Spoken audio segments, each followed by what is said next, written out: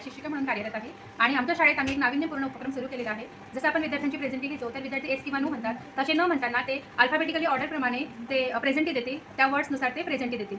तर या उपक्रमामुळे विद्यार्थ्यांची व्होकॅब्युलरी खूप वाढलेली आहे, त्यांची शब्दसंपत्ती खूप वाढलेली आहे आणि नवीन नवीन शब्द ते पाठसुद्धा करतात. चला तर आपण ही प्रेझेंटी सुरू करूया.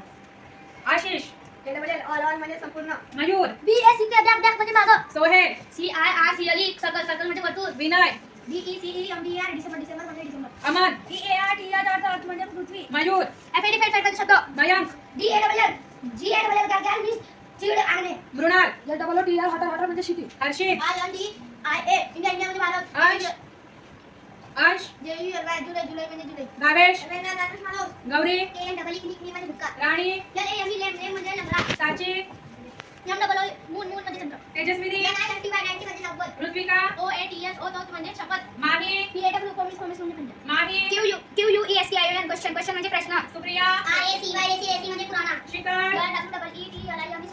म्हणजे भोवली. अश्विनी, TIN टिन म्हणजे कठीण. असना, UNSAFE अनसेफ म्हणजे धोका. चैताली, मानवी. या उपक्रमामुळे आमच्या विद्यार्थ्यांना कोणता फायदा झालेला आहे, चला आपण विद्यार्थ्यांकडून जाणून घेऊया. माझे प्रेझेंटी अल्फाबेट KI आम्हाला या उपक्रमामुळे 230K पासून वर्ड झालेले आहेत. थँक्यू.